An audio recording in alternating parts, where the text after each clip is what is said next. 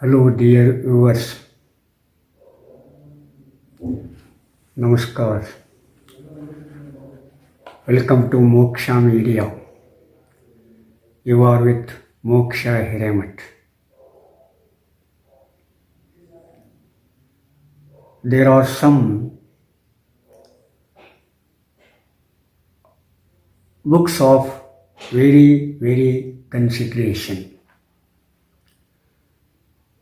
But due to many things, those books are not known to everyone. If we don't know the books of those considerations, the life of a man becomes meaningless. Whether we agree or disagree, it is better to know something about those treatises. It is immaterial whether they are religious, philosophical, scientific, socialistic, and etc. The knowledge and truth hidden in them is very important to us because the knowledge and the scientific truth lead man towards nobility of humanity. That nobility of humanity is very important. For the advancement of that humanity, it is better to know some of them which are very famous in the world. Here I am going to introduce to you the treatise Siddhanta Shikhamani. Of course, most of you don't know Siddhanta Shikhamani. Siddhanta Shikhamani is an authoritative book on Veerashaivism. Veerashaivism is an advanced branch of Shaivism. That Siddhanta Shikhamani tells us about that Veerashaivism.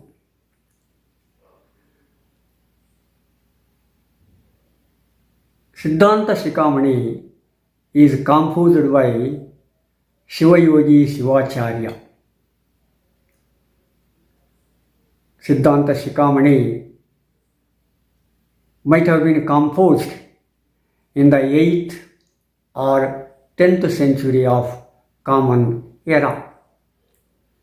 But some scholars opine that it might be composed in the 15th and 16th century of Common Era, probably at the time of Vijayanagara Empire.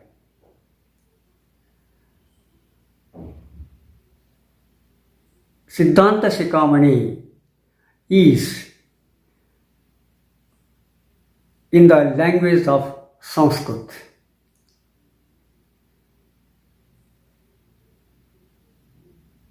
Siddhanta Shikhamani contains 21 chapters.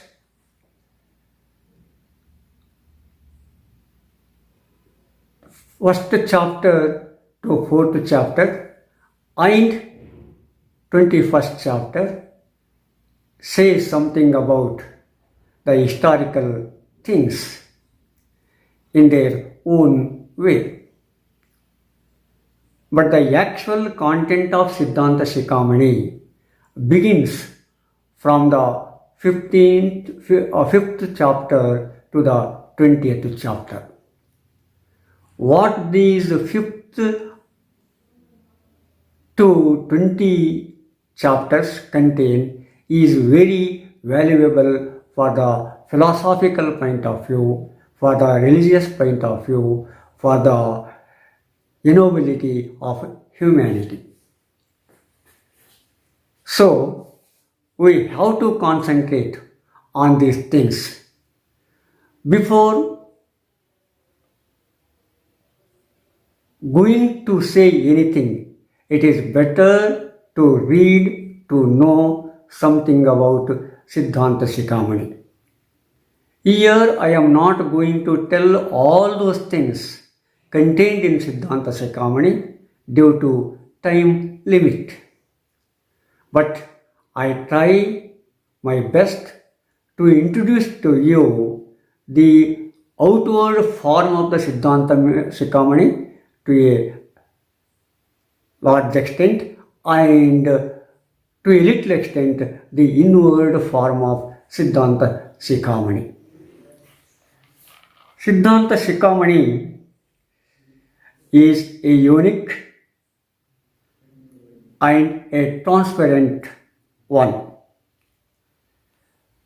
Siddhanta Shikhamani is a conversation between the sage Agastya and the preceptor Renukacharya. Renukacharya is a Sanskrit name, whereas Revana Siddheshwara is a Kannada version of Renukacharya. Sri Shivayogi Shivacharya compiled the outcome of conversation between Renukacharya and sage Agastya. What was taken place between Agastya and Renukacharya, that has been recorded in the written form. Of course, what was transformed between Agastya and Renukacharya is passed from one generation to another generation. When writing is fully advanced, stage by stage, step by step, at that time someone has taken the leading step to write it, to record it, to compose it in the written form. What we have is that written form. You know, written form is not developed to that extent in the first in the BC, first millennium of BC, that is before Common Era. But after that writing has been advanced step by step, whether it is a Sanskrit, Greek, Kannada, Tamil, or Latin, and etc., etc.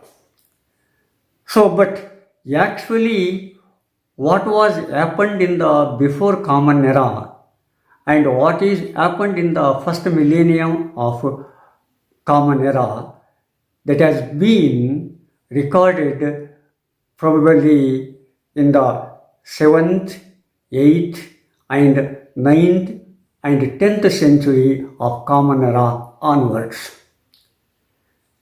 Before that, it is passed from mouth to mouth, from generation to generation.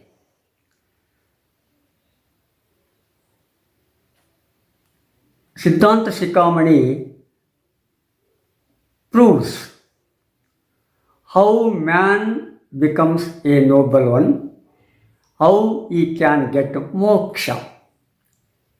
It is based on 4 Purusharthas, that is Artha, Kama, Dharma and Moksha. Moksha is the ultimate end of a human being. Moksha is a kind of liberation from the birth cycle. So, how to get that liberation being in the society? That is the main theme of Siddhanta Shikhamani.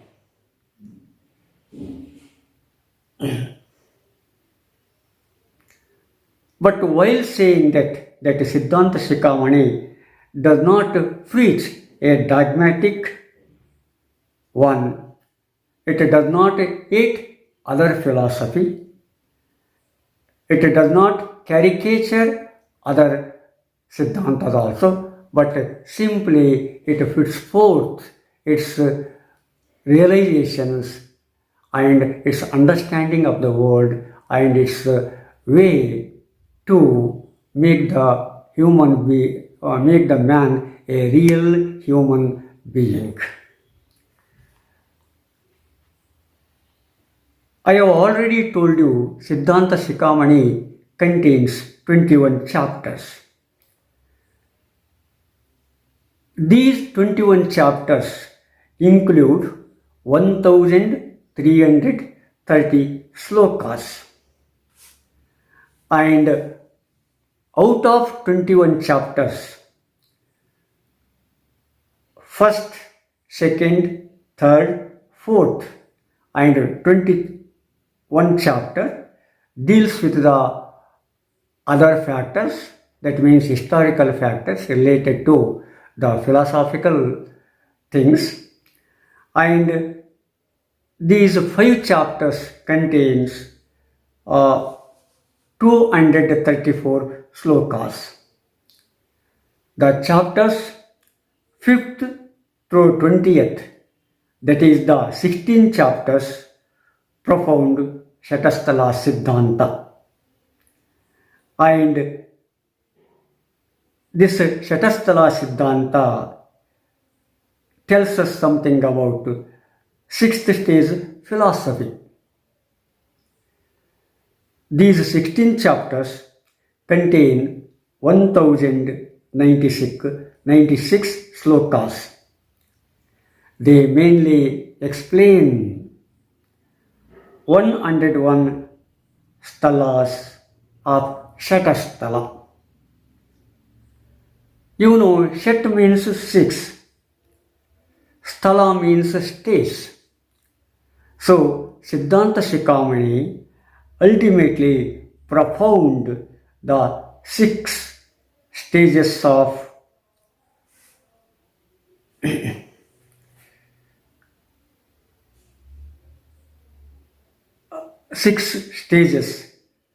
to be followed to attain moksha. These 6 stages are, these 6 sthalas are Bhakta Sthala, Maheshwara Sthala, Prasadi Sthala, Pranalingi Sthala, Sharana Sthala, and Aikya Sthala. So these are mainly divided into 2 divisions. They are Angasthalas and Lingasthalas. These divisions again are subdivided. The Angasthala has 44 subdivisions and Lingasthala have 57 subdivisions. So totally they are 101 sthalas.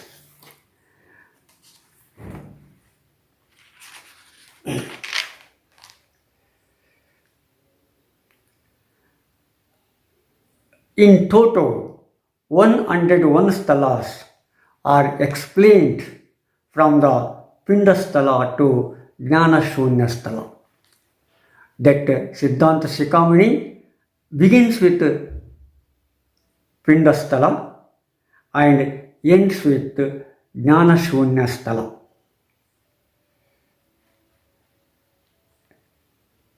And there are other slokas which elevate the man.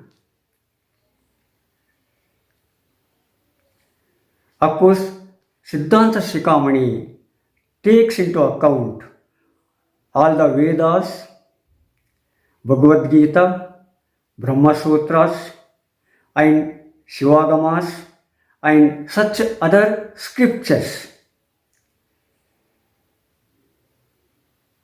49 materials out of 190 listed materials are from Upanishads.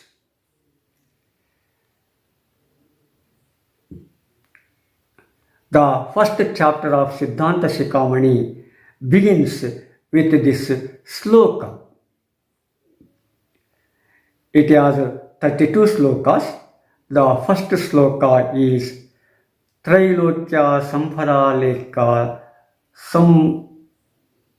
Samullehana Vittaye Satchidananda Rupaya Shivaya Brahmane Namaha.